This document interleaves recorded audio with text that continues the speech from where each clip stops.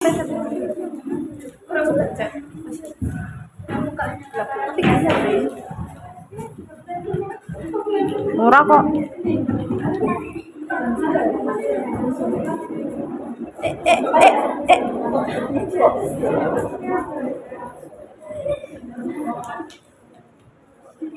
Nafira ada wis. Assalamualaikum warahmatullahi wabarakatuh. Waalaikumsalam warahmatullahi wabarakatuh. Perkenalkan kami dari kelompok 2 yang akan membahas topik tentang remaja dan sahabat. Perkenalkan nama saya Safina Rosita Tiwani sebagai narasumber 1. Lalu samping saya ada Khairunisa Amelia Putri Ramadhani sebagai narasumber 2.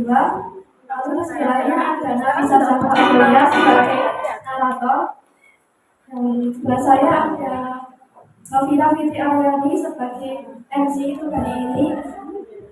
Dan sebelahnya lagi ada Rifka Arunda Kurnia sebagai kameramen.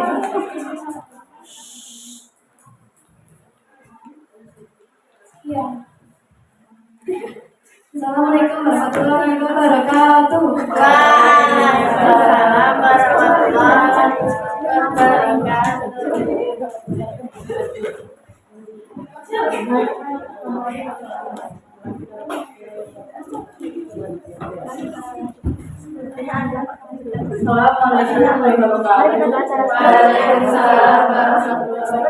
Bagaimana kabar semua? Baik. Yang terhormat Bapak Ibu Guru, teman-teman serta anak PPL adalah hadir di acara podcast siang hari ini yang akan membahas mengenai saudara remaja. Alasan memilih tema tersebut dikarenakan beberapa bulan ini TPA di Kota Jakarta mengalami penutupan sehingga beberapa masyarakat membuang sampah sembarangan.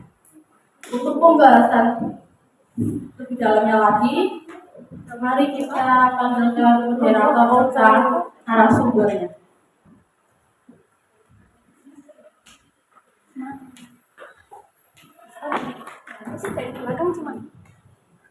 Assalamualaikum warahmatullahi wabarakatuh. Waalaikumsalam warahmatullahi wabarakatuh. Selamat pagi semuanya. Pagi. Semangat banget ya hari ini. Ya dong.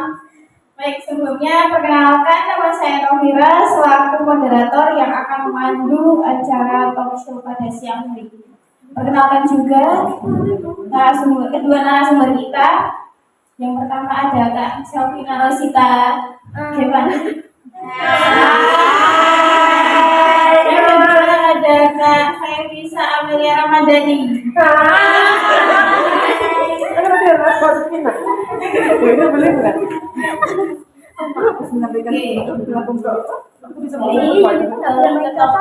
Topik kita hari ini yaitu sampah dan remaja.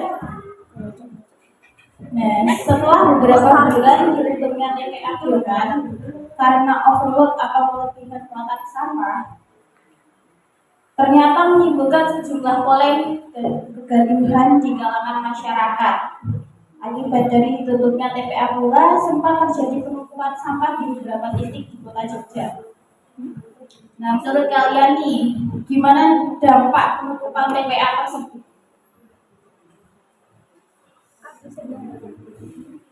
Kalau menurut saya, dampak TPA ditutup itu banyak, mulai dari dampak positif dan dampak negatifnya. Nah, untuk dampak negatifnya itu tergantung pada diri kita masing-masing. Justru akan ditemui masyarakat yang bandel dan sampah sembarangan.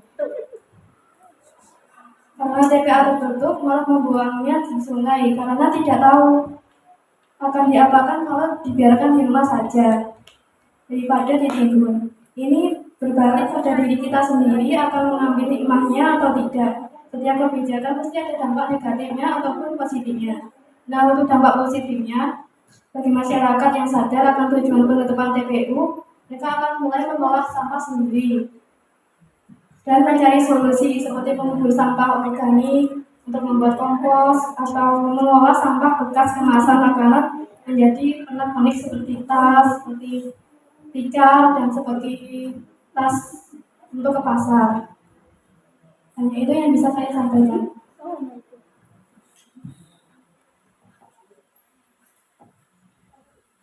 Nah, dari Kak Nisa mungkin ada tambahan. Oh, dampaknya ya. Menurut saya tuh dampaknya kebanyakan negatif. Kayak kalau misalnya TPA ditutup tuh, jadi otomatis mereka semua tuh masyarakat buang sampah sembarangan. Kadang pernah tuh saya pulang sekolah macet panas lewat apa lewat trotoar mas saya sebenarnya lewat dan sebelah trotoar kan ada beberapa sampah yang mungkin banyak, mending kalau ada tiga atau satu atau tiga, nah ini bertimbun, jadi kan otomatis udah macet, bau, panas, terus cium tuh, bau apa ini? Bau busuk. Itu namanya. Tapi untungnya warga di sana tuh pada sadar, oh, ini bau ya. Nah itu mereka pada kasih kayak kertas gitu sih, jangan buang sampah di sini. Tuh.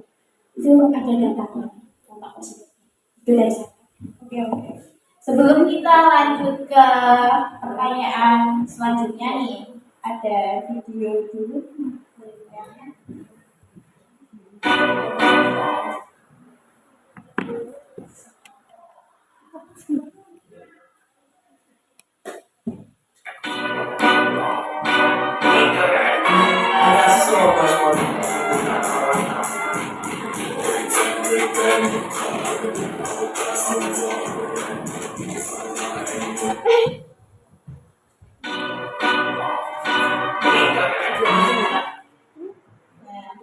Kita lanjut ke persoalan selanjutnya ya.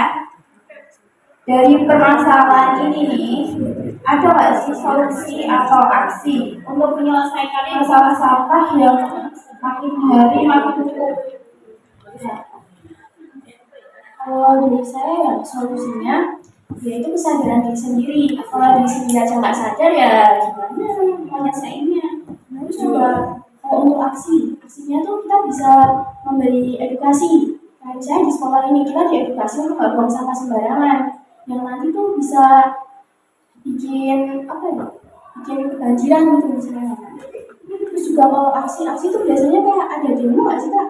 Kayak demo nanti jangan buang sampah sembarangan. Kan apalagi kota kita tuh kota itu kota wisata bukan kota sampah. Ya,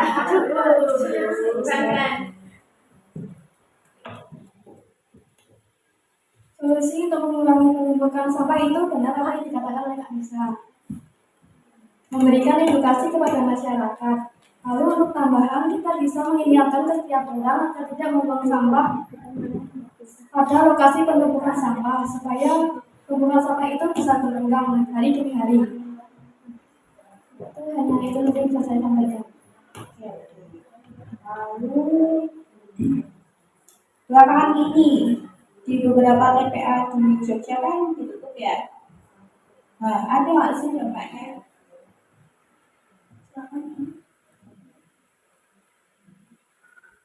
Untuk dampaknya sih kayak yang tadi saya bilang sampah dan buang sampah sembarangan, jadi nggak ada yang sendiri gitu buat kita.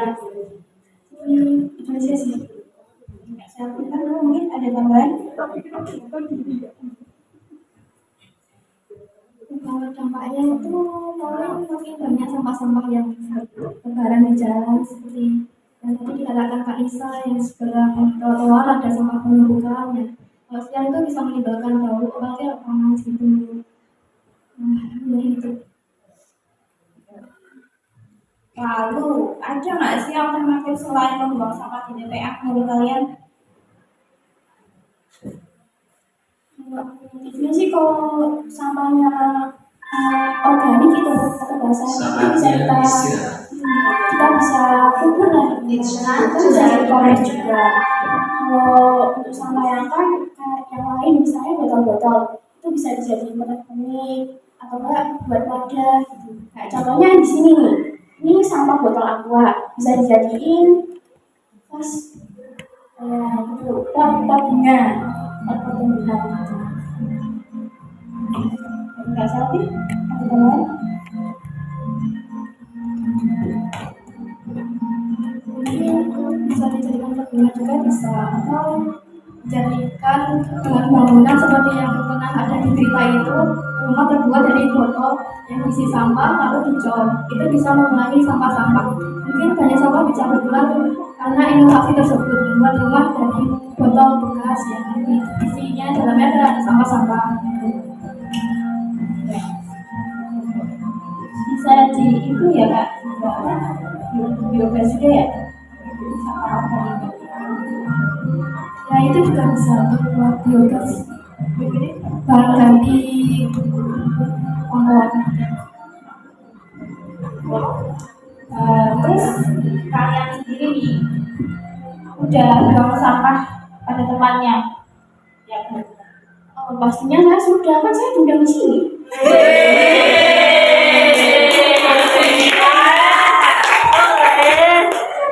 Saya diundang di sini kan sebagai contoh. Nah, maka untuk jadi contoh maka harus dilakukan. Buang sampah. Nggak cuma ngomong doang ya, tapi harus ada aksinya juga ya. Oh ya pasti. Terus Kak Sofi gimana? Sudah dong, seperti pengumuman sekolah itu harus membuang sampah itu dibawa pulang. Dan contohnya kayak memasukkan sampah plastik kecil-kecil itu ke dalam botol. Saya sudah mencontohkannya. Terus sebagai anak muda dapat berkolaborasi dengan pemerintah dan organisasi non pemerintah untuk menciptakan solusi berkelanjutan terkait TPA. Kan kalian nggak mungkin nih melakukan aksi itu sendirian, kan harus ada dorongan dari pemerintah ataupun non pemerintah. Jadi saya ini bisa ikut partisipasi dalam konsultasi publik. Pemerintah kan sering mengadakan konsultasi publik yang tujuannya untuk mendengarkan pandangan masyarakat mengenai isu lingkungan, yang termasuk ini TPA ini. Kita sebagai anak muda dapat aktif mengikuti konsultasi ini dan memberikan masukan kepada pemerintah yang nantinya bisa mempengaruhi kebijakan yang lebih berkelanjutan. Lalu juga bisa bergabung dengan organisasi lingkungan. Kan banyak tuh organisasi non pemerintah yang berfokus pada isu-isu lingkungan ini. Nah, kita sebagai anak muda dapat bergabung dengan organisasi ini dan berpartisipasi dalam proyek-proyek yang memungkinkan kita langsung terjun ke lapangan itu. Nah, juga selain dapat ilmunya juga kita bisa bekerja sama dengan para ahli dan berkontribusi pada solusi yang lebih baik. Dari saya, kita tuh tidak perlu menunggu dari pemerintah untuk melakukan himbauan untuk membersihkan. Kita bisa aja ikut seperti kegiatan Jumat bersih yang membersihkan desa-desa bersama bapak-bapak. Mungkin kita bisa ikut berpartisipasi dan juga dapat seperti dapat kenalan baru, mungkin dapat relasi baru. Jadi nggak harus nunggu dari pemerintah dulu ya untuk melakukan itu, tapi dari diri sendiri langsung mungkin juga bisa ya. Mungkin juga bisa ikut kegiatan tersebut. Terus mengapa permasalahan sampah dianggap sebagai masalah serius? Buat kita kan itu ya, sampah tuh masih jadi topik yang setiap hari, setiap tahun, pokoknya setiap saat selalu sampah. Jadi karena kita dari kita sendiri itu sulit untuk mengelola sampah kayak sekarang nih. Kan ada tiga sampah kayak sampah plastik, sampah bekas daunan, sampah basah. Nah, kita sebagai warga Indonesia kan itu jarang tuh kayak apa ya menyesuaikan, oh ini sampah plastik, tahunya di plastik. Kita kan harus sebaliknya, namanya tuh di sampah organik. Itu kan salah. Nah, makanya kenapa jadi masalah serius tuh karena itu pikiran kita sendiri. Jadi kayak kita bodo amat. Kan kalau misalnya hal yang kayak dikiranya sepele cuma sampah. Nah, lama-lama kan jadi serius nih. pentingnya pola pikir kita aja.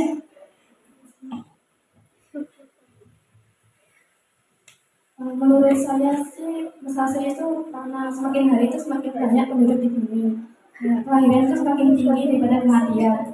Nah, itu tuh juga bisa menimbulkan semakin banyak sampah-sampah yang digunakan seperti limbah popok, limbah rumah sakit. Karena kemarin kan habis wabah COVID itu kan masih banyak limbah-limbah kayak suntik, jarum suntik gitu. Nah, itu tuh harusnya kita tuh penting untuk mengurangi sampah-sampah itu mulai dari sekarang sebelum diri kita supaya besok di masa depan anak cucu kita tuh tidak darurat sampah atau mungkin bahannya tuh tidak dipakai untuk sampah gitu. Ya itu yang bisa saya sampaikan. Tepuk tangannya mana nih? Oke, terima kasih. Saya akhiri perbincangan hari ini. Terima kasih kepada kedua narasumber karena sudah berkenan untuk hadir. Dari obrolan tadi bisa kita simpulkan bahwa kita sebagai remaja harus mengurangi penggunaan sampah plastik dan sebisa mungkin mendaur ulang terlebih dahulu sebelum benar-benar membuangnya. Nah, saya sebagai moderator pamit undur diri. Untuk selanjutnya saya serahkan kepada MC. Nah,